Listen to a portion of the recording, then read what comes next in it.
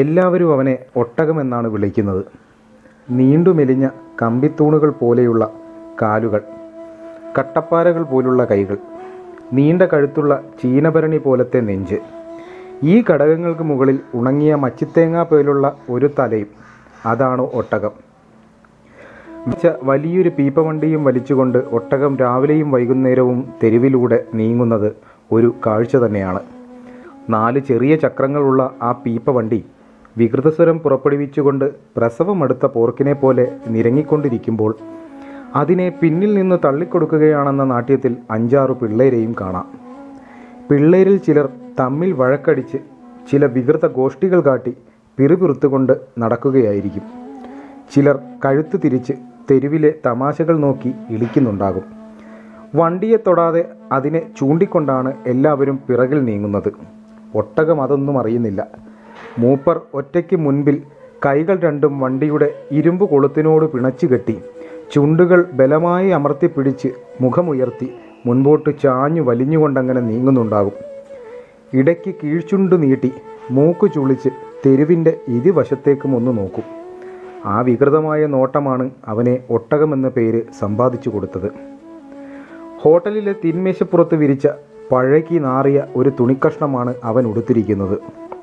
കൂടാതെ വലത്തെ കണങ്കാലിൻ്റെ നടുവിലായി ഒരു ശീലക്കഷ്ണവും സദാ ചുറ്റിക്കാണാം. ഏറെ കൊല്ലങ്ങൾക്കപ്പുറം പറ്റിയ ഒരു മുറിവിൻ്റെ സ്മരണയാണത്. മുറിവ് പറ്റേ ഉണങ്ങി, മീതെ രോമം മുളച്ചു തുടങ്ങിയിട്ടുണ്ടെങ്കിലും ആ ശീലക്കഷ്ണം അവൻ അങ്ങനെ തന്നെ വെച്ചുകൊണ്ടിരിക്കുകയാണ്. അതെങ്ങാനും കെട്ടഴിഞ്ഞു പോയാൽ താൻ ഉടനെ തന്നെ മറിഞ്ഞു വീണ് മരിച്ചു പോകുമെന്നോ മറ്റോ ആയിരിക്കാം അവൻ്റെ വിചാരം. കാലിലെ ഒരലങ്കാരം പോലെയാണ് അവനത് കൊണ്ടു നടക്കുന്നത്.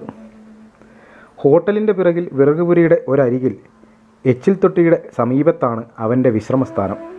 വൈകുന്നേരം ജോലിയും കഴിഞ്ഞ് ഒരു കഷ്ണം ചുരുട്ടും വലിച്ചുകൊണ്ട് അവൻ അവിടെ കഴുത്തു നീട്ടി നിവർന്നിരിക്കും. അവൻ്റെ സഹായികളായ തെരുവ് പിള്ളേർ അവൻ്റെ പുറത്തും ചുമലിലും കെട്ടിമറിഞ്ഞ് കളിക്കാൻ തുടങ്ങും. അവൻ അതൊരു നേരം പോക്കാണ്. കുറേ നേരം അങ്ങനെ ഇരുന്നതിനു ശേഷം അവൻ പെട്ടെന്ന് ചാടി എഴുന്നേൽക്കും. പിള്ളേർ പട്ടിക്കുട്ടികളെപ്പോലെ താഴെ പിരണ്ട് വീഴുകയും ചെയ്യും. ആ തമാശ കണ്ട് അവൻ കഴുതക്കരച്ചിലിൻ്റെ സ്വരത്തിൽ പൊട്ടിച്ചിരിക്കും. ഒട്ടകവും ആ പിള്ളേരും പട്ടണത്തിലെ ആ വലിയ ഹോട്ടലിനെ ആശ്രയിച്ചാണ് ജീവിക്കുന്നത്. ഹോട്ടലിൻ്റെ ആവശ്യത്തിനുള്ള വെള്ളം മുഴുവൻ അടുത്ത ചിറയിൽ നിന്നും പീപ്പവണ്ടിയിലാക്കി കൊണ്ടുവരിക, അതാണ് അവൻ്റെ ജോലി. 16 കൊല്ലമായി ഈ ജോലിയിൽ അവൻ മുടങ്ങാതെ നിർവഹിച്ചു വരുന്നു. 16 കൊല്ലം മുൻപത്തെ അവൻ്റെ ജീവിതത്തെപ്പറ്റി ആർക്കും അറിഞ്ഞുകൂടാ, ആരും അന്വേഷിച്ചിട്ടുമില്ല. ആ പീപ്പവണ്ടിയുടെ ഒരു ഘടകമായിട്ടല്ലാതെ മറ്റൊരു തരത്തിൽ അവൻ ജീവിതത്തെ വിഭാവനം ചെയ്യാൻ സാധ്യമല്ലാതായി തീർന്നിരിക്കുന്നു. അങ്ങനെ അവൻ ജീവിച്ചു. 8 ആൾക്കുള്ള ഊണ് ഒറ്റയ്ക്ക് ശാപ്പിടുന്ന പഹയൻ. അങ്ങനൊരു പരാതിയെ ഹോട്ടൽ മാനേജർക്ക് ഒട്ടകത്തിൻ്റെ പേരിലുണ്ടായിരുന്നുള്ളൂ. വെള്ളം കൊണ്ടുവരുന്നതിന് പുറമെ ഹോട്ടലിലെ വിറക് കീറുന്ന ജോലിയും അവൻ തന്നെ നിർവഹിച്ചു പോന്നു. ആഗസ്റ്റ് വിപ്ലവം കൊണ്ട് ഇന്ത്യ കലങ്ങി. 2ാം ലോകമഹായുദ്ധം അവസാനിച്ചു. ഇന്ത്യ സ്വാതന്ത്ര്യം പ്രഖ്യാപിച്ചു. ഒട്ടകം അതൊന്നും അറിഞ്ഞില്ല. ലോകത്തിൽ അസാധാരണമായ ചിലത് നടക്കുന്നുണ്ടെന്ന് 2 പ്രാവശ്യം മാത്രം അവന് അനുഭവപ്പെട്ടു. ഒരു ദിവസം രാവിലെ പതിവ് പോലെ അവൻ പീപ്പവണ്ടിയും നിറച്ച വരികയായിരുന്നു. വഴിക്കരികിലുള്ള ഒരു ഫാക്ടറിയുടെ മുമ്പിൽ പിക്കറ്റിംഗ് നടന്നുകൊണ്ടിരുന്നു. പെട്ടെന്ന് ഒരു ലോറി നിറയെ പോലീസുകാർ പ്രത്യക്ഷപ്പെട്ടു. അവർ പിക്കറ്റ് ചെയ്യുന്നവരെയും കാണികളെയും പരക്കെ ലാത്തിച്ചാർജ് തുടങ്ങി. ആ ബഹളത്തിലാണ് ഒട്ടകം പീപ്പവണ്ടിയും വലിച്ചുകൊണ്ട് അവിടെ ചെന്ന് പെട്ടത്. അവൻ പീപ്പവണ്ടി താഴെയിട്ടോടി. പാച്ചിലിൽ അവൻ്റെ പുറത്തും ഒരടി വീണു. പുറത്ത് 2 കൈയും അമർത്തിപ്പിടിച്ചുകൊണ്ട് അവൻ തിരിഞ്ഞു നോക്കാതെ കഴുത്തും നീട്ടി കീഴ്ചുണ്ടും നീട്ടി മൂക്കും ചുളിച്ചുകൊണ്ട് നെട്ടോട്ടം പാഞ്ഞു. തെരുവിലെത്തിയിട്ടും ഓട്ടം നിർത്തിയിട്ടില്ല. അവൻ തെരുവിൻ്റെ ഇരുവശത്തുമുള്ള പീഡിയക്കാരെ നോക്കി വായ ഗുഹ പോലെ പിളർത്തിക്കൊണ്ട് ഒരു പതിഞ്ഞ സ്വരത്തിൽ അടി വരുന്നുണ്ട് എന്ന് മുന്നറിയിപ്പ് കൊടുത്തുകൊണ്ടാണ് പായുന്നത്. പട്ടണത്തിലുള്ളവരുടെ എല്ലാം പുറത്ത് തല്ലി വീഴാൻ പോകുന്നുവെന്നായിരുന്നു അവൻ്റെ വിശ്വാസം. അന്ന് മുഴുവനും ഒട്ടകം ആ വിറകുപുരയിൽ തന്നെ ഭയപ്പെട്ട് ചൂളിപ്പിടിച്ചിരുന്നു. ഹോട്ടൽ മാനേജർ എത്ര തന്നെ ഉപദേശിച്ചിട്ടും ശാസിച്ചിട്ടും മൂപ്പർ അനങ്ങിയില്ല. ഒടുവിൽ ആ പിള്ളാരെല്ലാവരും കൂടി ആ പീപ്പവണ്ടി തള്ളിക്കൊണ്ടൊരു വിധത്തിൽ അവിടെ എത്തിച്ചു. ആ വണ്ടിയുടെ ശരിയായ ഭാരം അന്നാണ് ആ പിള്ളേർക്ക് അനുഭവപ്പെട്ടത്. 2ാമത്തെ സംഭവം ആ പീപ്പവണ്ടി അവൻ്റെ മുതുകത്ത് മറിഞ്ഞു വീണതാണ്. സാധാരണ മനുഷ്യർ ആ നിമിഷം സിദ്ധി കൂടി പോകുമായിരുന്നു. തലമണ്ടയും പുറവും ചതഞ്ഞ് ചോരയിൽ കുളിച്ച് ഒട്ടകം പീപ്പക്കടിയിൽ നിന്നും വലിഞ്ഞു. കുറച്ചു ദൂരം അവൻ ഇഴഞ്ഞു അവിടെ വീണു. ഹോട്ടൽ മാനേജർ ഉടനെ തന്നെ അവനെ ഒരു റിക്ഷാ വണ്ടിയിൽ ആസ്പത്രിയിലേക്ക് അയച്ചു. ഒട്ടകം ചത്തുപോകുമെന്ന് എല്ലാവരും വിചാരിച്ചു. അത്രത്തോളം അവൻ ഉടഞ്ഞു ചതഞ്ഞു പോയിരുന്നു. പക്ഷേ ജീവിക്കുക തന്നെ ചെയ്തു. ബോധം തെളിഞ്ഞപ്പോൾ അവൻ താനൊരു മിനുത്ത വെള്ളക്കിടക്കയിൽ കിടക്കുന്നതായിട്ടാണ് കണ്ടത്. അവൻ തൻ്റെ ദേഹം മുഴുവനും ഒന്ന് നോക്കി. തലയും താടിയെല്ലും ചുമലുമെല്ലാം വെള്ളശീല കൊണ്ട് വരിഞ്ഞു കെട്ടിയിരിക്കുന്നു. കണങ്കാലിലേക്ക് സൂക്ഷിച്ചു നോക്കിയപ്പോൾ ആ പഴയ ശീലക്കഷ്ണം അവിടെ കണ്ടില്ല. ഉടനെ തന്നെ അവൻ ശിരസിലെ ശീലക്കഷ്ണം പറിച്ചു ചീന്തി കണങ്കാലിൽ ഭദ്രമായൊരു കെട്ടുകെട്ടി സമാധാനത്തോടെ കണ്ണടച്ചു കിടന്നു. കുറച്ചു സമയം കഴിഞ്ഞ് നഴ്സ് വന്ന് നോക്കിയപ്പോൾ അവൻ ശിരസിൽ നിന്ന് വലിയൊരു രക്തധാരയോടുകൂടി വീണ്ടും ബോധം കെട്ട് കിടക്കുന്നതായിട്ടാണ് കണ്ടത്. 1.5 മാസം അവൻ ആസ്പത്രിയിൽ കിടന്നു. വരാന്തയുടെ ഒരു മൂലയിലായിരുന്നു അവൻ്റെ കട്ടിൽ. ഒരു ദിവസം രാത്രി ഡ്യൂട്ടിയിലുള്ള ഡോക്ടർ വരാന്തയിൽ നിന്നൊരു ശബ്ദം കേട്ട് ചെന്ന് നോക്കിയപ്പോൾ ഒട്ടകം ഒരു ഇരുമ്പ് കട്ടിൽ പിറകെ പിടിച്ചു വലിച്ചുകൊണ്ട് വരാന്തയിലൂടെ നീങ്ങുന്ന കാഴ്ചയാണ് കണ്ടത്. ആ പീപ്പവണ്ടി വലിക്കാൻ കഴിയാത്ത വെറുപ്പ് പരിഹരിക്കുകയായിരുന്നു അവൻ. പിറ്റേന്ന് തന്നെ അവനെ ആസ്പത്രിയിൽ നിന്നും പറഞ്ഞയച്ചു. ഹോട്ടലിലെത്തിയ നിമിഷം തന്നെ അവൻ തൻ്റെ പീപ്പവണ്ടിയും വലിച്ചുകൊണ്ട് ചിറയിലേക്ക് പുറപ്പെട്ടു. ഒരു ദിവസം ഹോട്ടൽ മാനേജർ ഒട്ടകത്തെ തൻ്റെ മുറിയിലേക്ക് വിളിച്ചു. ഒട്ടകം വല്ലാതെ അന്താളിച്ചു. എന്താണ് സംഭവിക്കാൻ പോകുന്നതെന്നറിയാതെ അവൻ കുറേ നേരം മൂക്കും ചുണ്ടും ചുളിച്ച് മുഖമുയർത്തി നാറ്റി നോക്കി. ഒടുവിൽ അവൻ വളരെ ആദരവോടെ കഴുത്ത് കഴിയുന്നത്ര നീട്ടിക്കൊണ്ട് മാനേജറുടെ മുമ്പിൽ ഹാജരായി. മാനേജർ അവനെ ആപാദചൂടം ഒന്ന് നോക്കിക്കൊണ്ട് പറഞ്ഞു, എടോ, നിന്നോടൊരു കാര്യം പറയാനാണ് വിളിച്ചത്. നിനക്കെത്ര വയസ്സായി? ഒട്ടകം മിഴിച്ചു നിന്നു. നിശ്ചയമില്ലായിരിക്കും. പോട്ടെ, നീ വളരെ കാലമായി ഈ ഹോട്ടലിൽ വേല ചെയ്തു വരുന്നു. നിന്റെ പേരിൽ എനിക്കൊരു പ്രത്യേക വാത്സല്യം തോന്നുന്നു. അതുകൊണ്ട് ഞാൻ നിനക്കൊരു വിവാഹം ഏർപ്പാട് ചെയ്യാൻ നിശ്ചയിച്ചിരിക്കുന്നു. നീ എന്ത് പറയുന്നു? അത് കേട്ട് ഒട്ടകം ആകപ്പാടെ വിളറി മരവിച്ചുപോയി. നല്ലൊരു പെണ്ണാണ്. ആരാണെന്നറിയുമോ? ഇവിടെ അടുക്കളപ്പണിക്ക് വരുന്ന മാധു. നിങ്ങൾ രണ്ടാളും ഈ ഹോട്ടലിലെ വേലക്കാരായതുകൊണ്ട് നീ അവൾക്ക് വിശേഷിച്ച് ചിലവൊന്നും കൊടുക്കണ്ട. വിവാഹച്ചെലവിനാണെങ്കിൽ മാനേജർ മേശ തുറന്ന് അതിൽ ഒരു വലിയ ഒഴിഞ്ഞ സിഗരറ്റ് ടിന്നിൽ അടക്കി വെച്ചിരുന്ന നോട്ടുകളിൽ നിന്ന് 10 റുപ്യയുടെ 3 നോട്ടുകൾ എടുത്ത് മേശപ്പുറത്ത് വെച്ചു. നിന്റെ ശമ്പളം വക പണം ഇവിടെയുണ്ട്. പോരാതെ വരുന്നത് എൻ്റെ സമ്മാനമായും തരാം. എന്താ, നിനക്ക് സമ്മതമാണോ? ഒട്ടകം ഉത്തരം പറയാതെ മിഴിച്ചു നിന്നു. പെണ്ണ്, വിവാഹം ഇവയൊന്നും തന്നെ ബാധിക്കുന്നതോ തനിക്ക് അവകാശപ്പെടാവുന്നതോ ആയ കാര്യങ്ങൾ അല്ലെന്നായിരുന്നു അന്നേ വരെ അവൻ വിശ്വസിച്ചിരുന്നത്. മാനേജറുടെ പ്രസ്താവന അവൻ്റെ മുരടിച്ച ശിലാകൂടങ്ങളിൽ ചില ചൊറിച്ചിലുകൾ ഉണർത്തിവിട്ടു. ഒട്ടകം മൂക്കും ചെറിയും ചുളിച്ച മുറിയുടെ ഇരുവശത്തേക്കും മണത്തു നോക്കി. വേഗം ഉത്തരം പറയണം. നിനക്ക് സമ്മതം തന്നെയല്ലേ? മാനേജർ ഗൗരവത്തോടെ കുറച്ചുറക്കെ ചോദിച്ചു. ഒട്ടകം പല്ലിളിച്ച് തലയാട്ടി. എന്നാൽ പോകാം. നാളെ രാത്രിയിലാണ് നിൻ്റെ വിവാഹം. നീ നാളെ വെള്ളം കൊണ്ടുവരികയോ വിറക് കീറുകയോ ഒന്നും ചെയ്യണ്ട. ഒട്ടകം മെല്ലെ കോണിയിറങ്ങി ഹോട്ടലിൻ്റെ പിൻവശത്തെത്തി. കുറച്ചു കഴിഞ്ഞപ്പോൾ അവൻ തെണ്ടിപ്പിള്ളാരെ ഓരോരുത്തരെയും വിളിച്ച് അവരുടെ ചുവട്ടിൽ സ്വകാര്യമായി പറഞ്ഞു, നാളെ എൻ്റെ കല്യാണമാണ്. ആദ്യം അവരാരും അത് വിശ്വസിച്ചില്ല. എന്ത് കല്യാണം? കുറിക്കല്യാണമോ? അവർ കളിയാക്കി. അന്ന് വൈകുന്നേരം ഹോട്ടൽ മാനേജർ ഒട്ടകത്തെ വിളിച്ച് അവനൊരു പുതിയ ഷർട്ടും ഡബിൾ ധോത്തിയും വേഷ്ടിയും കൊടുത്തു. മണവാളൻ ചമയിനുള്ള കോടി വസ്ത്രങ്ങൾ. കണ്ടപ്പോൾ പിള്ളേർക്ക് മനസ്സിലായി ഒട്ടകം പറഞ്ഞത് വാസ്തവമാണെന്ന്. ഏതാണ് പെണ്ണ്? അവർ ഒട്ടകത്തിൻ്റെ മുതുകത്ത് കയറി നിന്ന് തിരക്കി.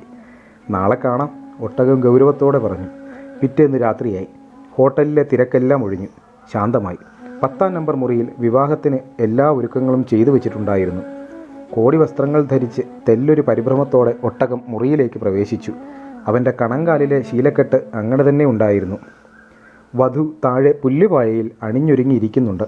ഒട്ടകം അവളെ ഒന്ന് നോക്കി. തവിട്ട് നിറത്തിൽ തടിച്ചു കൊഴുത്ത ആ തരുണി, ആ ഹോട്ടലിലെ അടുക്കളപ്പണിക്കാരെത്തി മാധു തന്നെയാണെന്ന് ഒട്ടകത്തിന് ക്ഷണം മനസ്സിലായി. മൃഗീയമായ ആനന്ദം അടക്കിക്കൊണ്ട് അവൻ അവളെ തന്നെ നോക്കി മിഴിച്ചു നിന്നുപോയി. മാനേജരും അയാളുടെ ചില കൂട്ടുകാരുടെയും സാന്നിധ്യത്തിലും അവരുടെ സഹായത്തോടും കൂടി വിവാഹ ചടങ്ങുകളെല്ലാം നടന്നു. പിള്ളേർക്കവിടെ പ്രവേശനമുണ്ടായിരുന്നില്ല. അവർക്ക് വിറക് പുരയുടെ മുകളിൽ കയറി നിന്ന് നോക്കുവാനേ കഴിഞ്ഞുള്ളൂ. നല്ല നിലാവുണ്ടായിരുന്നുവെങ്കിലും പെട്ടെന്നൊരു മഴ ചാറി. കുറുക്കൻ്റെ കല്യാണത്തിന് വെയിലും മഴയും, ഒട്ടകത്തിൻ്റെ കല്യാണത്തിന് നിലാവും മഴയും. അങ്ങനെ പറഞ്ഞ് പൊട്ടിച്ചിരിച്ചുകൊണ്ട് പിള്ളേർ താഴെ ഇറങ്ങി ഉറങ്ങാൻ കിടന്നു. വിവാഹം കഴിഞ്ഞ ഉടനെ പിന്നെ എന്ത് ചെയ്യണമെന്നറിയാതെ ഒട്ടകം മിഴിച്ചു നിൽപ്പായി.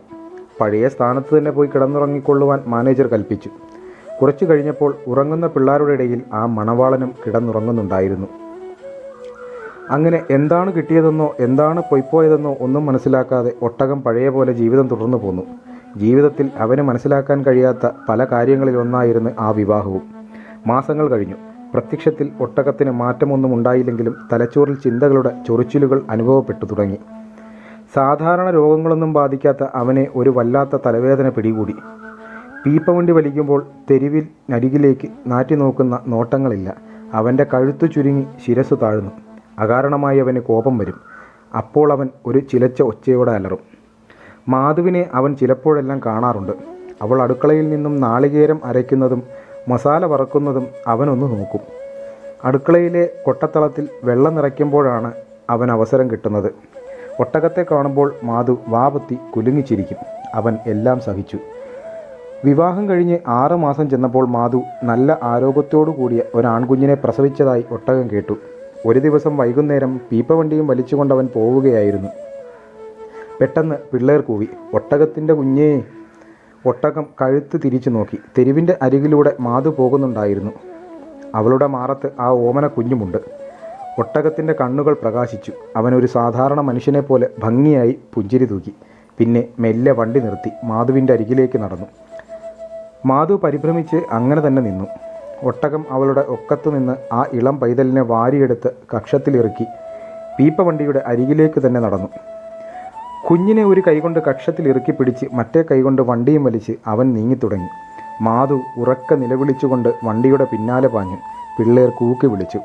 ആളുകൾ കൂടിത്തുടങ്ങി. ബഹളം കേട്ടൊരു പോലീസുകാരനും അവിടെ എത്തി. പോലീസുകാരൻ്റെ തല കണ്ടപ്പോൾ ഒട്ടകം പീപ്പവണ്ടിയും ഇട്ട് പാഞ്ഞു. എങ്ങോട്ടാണ് ഓടേണ്ടതെന്ന് അവൻ ആലോചിച്ചു. ഹോട്ടൽ പരിസരമല്ലാതെ മറ്റൊരു സ്ഥലം ഓർക്കുവാൻ അവന് കഴിഞ്ഞില്ല. കുഞ്ഞിനെയും കക്ഷത്തിലിറക്കിക്കൊണ്ട് അവൻ നേരെ ഹോട്ടലിലേക്ക് കുതിച്ചു. അവിടെയും പോലീസുകാരൻ്റെ തല കണ്ടപ്പോൾ അവൻ പരിഭ്രമത്തോടെ ഹോട്ടലിൻ്റെ മുകളിലേക്ക് പാഞ്ഞു. ആ പഴയ 10-ാം നമ്പർ മുറി തുറന്നു കിടന്നിരുന്നു. അവൻ മുറിക്കകത്ത് കടന്ന് വാതിലടച്ചു. ഹോട്ടൽ മാനേജരും ഒരു ചെറിയ ആൾക്കൂട്ടവും മാധവും പോലീസുകാരനും മുറിയുടെ പുറത്ത് തിങ്ങിക്കൂടി. എടോ, വാതിൽ തുറക്കൂ, മാനേജർ ആജ്ഞാപിച്ചു. ഉത്തരമില്ല. വാതിലിന്മേൽ ഇടിച്ചുകൊണ്ട് മാനേജർ വീണ്ടും വിളിച്ചു. നിന്നോട് മര്യാദയ്ക്ക് വാതിൽ തുറക്കാനാണ് പറയുന്നത്. കുട്ടിയെ ഞാൻ തരൂല, ഒട്ടകം അകത്തുനിന്ന് ഒരു വിലാപസ്വരത്തിൽ പറഞ്ഞു. അക്കാര്യം പിന്നെ പറയാം, നീ വാതിൽ തുറന്ന് പുറത്തു വാ. ഈ കുട്ടി എനിക്കുള്ളതാണ്. അകത്തുനിന്ന് വീണ്ടും ആ വിലാപസ്വരം. നിന്നോട് വാതിൽ തുറക്കാനാണ് പറഞ്ഞത്. മാനേജർ ശക്തിയോടെ വാതിലിന്മേലിടിച്ചു. തള്ളയെ എനിക്ക് കിട്ടിയില്ല, കുട്ടിയെ എനിക്ക് വേണം, ഒട്ടകം ദയനീയമായി പറഞ്ഞു. എന്താണവൻ പറയുന്നത്? ഇത് ആരുടെ കുട്ടിയാണ്? പോലീസുകാരൻ ചോദിച്ചു. ഇത് അവളുടെ കുട്ടിയാണ്, മാനേജർ അശ്രദ്ധയോടെ പറഞ്ഞു. അത് മനസ്സിലായി. കുട്ടിയുടെ അച്ഛൻ? പോലീസുകാരൻ്റെ ചോദ്യം അവഗണിച്ചുകൊണ്ട് മാനേജർ ഉറക്കെ അകത്തേക്ക് വിളിച്ചു ചോദിച്ചു. നീ കുട്ടിയെ എന്ത് ചെയ്യാൻ പോകുന്നു? ഞാൻ ഒറ്റയ്ക്ക് പോറ്റി വളർത്തും, അല്ലെങ്കിൽ വിൽക്കും, അല്ലെങ്കിൽ കൊല്ലും. ഇതെൻ്റെ കുട്ടിയാണ്, ഒട്ടകം മറുപടി കൊടുത്തു. അമ്പടാ, നീ അത്രയ്ക്കായോ? നീ വാതിൽ തുറക്കുന്നില്ലെങ്കിൽ വാതിൽ ചവിട്ടിപ്പൊളിച്ച് നിന്നെ ഞാൻ കൊല്ലും. ഇനി വാതിലിൽ അടച്ചാൽ ഞാൻ കുട്ടിയെ ജനാലയിൽ കൂടി താഴത്തോട്ട് വലിച്ചെറിഞ്ഞു കളയും. ഒട്ടകം ഒരു വികൃത ശബ്ദത്തോടെ ഭീഷണിപ്പെടുത്തി. കുഞ്ഞിൻ്റെ കരച്ചിൽ അകത്തു നിന്നും കേട്ടു. അയ്യോ, ആ ജന്തു കുട്ടിയെ കൊല്ലും, മാധു അർത്ഥപ്രജ്ഞയോടെ അലമുറ. കുഞ്ഞ് ബാവോ ബാവോ. അകത്തു നിന്നും ഒട്ടകത്തിൻ്റെ താരാട്ടുപാട്ട് കേട്ടു. മാനേജർ വിഷമത്തിലായി. ആളുകളിൽ ചിലർ അവിടെ ഇനി എന്താണ് സംഭവിക്കാൻ പോകുന്നതെന്നറിയാതെ അമ്പരന്ന് നിൽപ്പായി. ചിലർക്കത് നല്ലൊരു നേരമ്പോക്കായി തോന്നി. ഇത് സിവിലാണ്, ക്രിമിനലല്ല, എനിക്കതിലൊരു കാര്യവുമില്ല എന്ന ഭാവത്തിൽ പോലീസുകാരൻ താഴെ ഇറങ്ങിപ്പോകാൻ ഭാവിക്കുമ്പോൾ മാനേജർ അയാളെ തടഞ്ഞു നിർത്തി. ഇവിടെ ഒരു കൊലപാതകം നടക്കാൻ പോകുമ്പോൾ നിങ്ങൾ അതൊന്നും അറിയാത്ത മട്ടിൽ പോയി കളയുകയാണോ? മാനേജർ ഗൗരവത്തോടെ ചോദിച്ചു. അത് കഴിഞ്ഞാൽ എന്നെ വിളിച്ചാൽ മതി, അതുവരെ എനിക്കതിലൊരു കാര്യവുമില്ല. അത്രയും പറഞ്ഞ പോലീസുകാരൻ ഗൗരവത്തോടെ കോണിയിറങ്ങിപ്പോയി. എന്തു ചെയ്യണമെന്നറിയാതെ മാനേജർ കുഴങ്ങി. ബലാത്കാരമായി വാതിൽ തല്ലിപ്പൊളിച്ചാൽ ഒട്ടകം ഭീഷണിപ്പെടുത്തിയ പ്രകാരം കുഞ്ഞിനെ തെരുവിലേക്കെറിഞ്ഞാൽ കാര്യം അപകടത്തിലാകും. കുഞ്ഞിൻ്റെ ഉഗ്രമായ കരച്ചിൽ വീണ്ടും കേട്ടു. ഒട്ടകം കുഞ്ഞിനെ താലോലിക്കുകയോ കൊല്ലുകയോ എന്താണ് ചെയ്യുന്നതറിയാൻ നിവൃത്തിയില്ല. എടോ, കുട്ടിയെ നിനക്ക് തന്നെ തരാം, അതങ്ങനെ വിശന്ന് കരഞ്ഞ് ചത്തുപോകും. നീ വാതിൽ തുറക്ക്. ഞങ്ങളൊന്നും ചെയ്യുകയില്ല, മാനേജർ ശാന്തസ്വരത്തിൽ പറഞ്ഞു നോക്കി. ഉത്തരമില്ല. കുഞ്ഞിൻ്റെ കരച്ചിൽ മാത്രം തുടരെ തുടരെ കേൾക്കാനുണ്ട്. അവൻ അവിടെ അങ്ങനെ അടച്ചിരിക്കട്ടെ, വിശക്കുമ്പോൾ അവൻ പുറത്തു ചാടും, കാണികളിൽ ഒരാൾ അഭിപ്രായപ്പെട്ടു. മേൽപ്പുരയുടെ ഓടു നീക്കി മെല്ലെ അകത്ത് കിടക്കാൻ നോക്കിയാലോ, മറ്റൊരാൾ അഭിപ്രായപ്പെട്ടു. അവർ അകത്തേക്ക് ചാടുന്നതിന് മുമ്പ് തന്നെ ആ മൃഗം അവരുടെ കഥ കഴിക്കും. മാനേജർ ദൃഢസ്വരത്തിൽ പ്രവചിച്ചു. അവർ അവിടെ അങ്ങനെ എത്ര ദിവസം ഇരിക്കുമെന്ന് നോക്കാമല്ലോ. അവൻ്റെ കാര്യം എന്തെങ്കിലും ആകട്ടെ, ആ കുഞ്ഞ് അത് വിശന്ന് ചാകുകയില്ലേ? ഹോട്ടൽ ഏജൻറ്റ് കണാരൻ പറഞ്ഞു. എന്തായാലും നാളെ നേരം പുലരട്ടെ, അപ്പോൾ പ്രകൃതം ഒന്ന് മാറിയിരിക്കില്ല. അങ്ങനെ തീരുമാനിച്ചു. മാനേജരും കൂട്ടുകാരും അവിടെ നിന്ന് പോയി. ഏജൻറ്റ് കണാരൻ മുറിയുടെ വാതിൽക്കൽ കാവൽ കിടന്നു.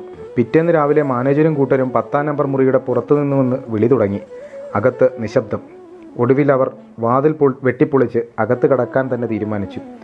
അവർ വാതിൽ പൊളിച്ചു നീക്കി. അകത്തേക്ക് പാളി നോക്കി. മേൽപ്പരയുടെ കഴുക്കോലിൽ നിന്ന ഒട്ടകത്തിൻ്റെ നഗ്നമായ ശവം തൂങ്ങിക്കിടക്കുന്നു. അവൻ്റെ മാറത്ത് ആ കുഞ്ഞും കിടക്കുന്നുണ്ട്. അതിനെ അവൻ താൻ ഉടുത്തിരുന്ന പഴന്തുണി അഴിച്ച് മാറോട് ചേർത്ത് ഭദ്രമായി കെട്ടിയിരിക്കുകയാണ്. കിടക്കവിരി കഴുക്കോലിൽ കെട്ടിയിട്ടാണ് അവൻ തൂങ്ങിയത്. മാനേജർ മുറിയിലെ അലമാരയുടെ മീതെ കയറി ഒട്ടകത്തിൻ്റെ മാറത്തു നിന്ന് ആ കുഞ്ഞിനെ അഴിച്ചെടുത്തു. കുഞ്ഞിൻ്റെ ദേഹം തണുത്തിരുന്നില്ല. ഹൃദയം കുറേശ്ശെ മിടിക്കുന്നുണ്ടായിരുന്നു. കുട്ടി മരിച്ചിട്ടില്ല, കുട്ടി മരിച്ചിട്ടില്ല. അങ്ങനെ അട്ടഹസിച്ചുകൊണ്ട് മാനേജരും അവിടെ കൂടിയിരുന്നവരും പുറത്തേക്കൂടി. ആ നീണ്ട കഴുത്ത് ചെരിച്ച് നാക്കു നീട്ടി പകുതി തുറന്ന കണ്ണുകളോടെ ഒട്ടകത്തിൻ്റെ നഗ്നമായ ശവം. ജാലകത്തിലൂടെ കടന്നു വരുന്ന കാറ്റിൻ്റെ സഹായത്തോടു കൂടി ആ കുഞ്ഞിൻ്റെ നേർക്ക് ഒന്ന് തിരിഞ്ഞു നോക്കി.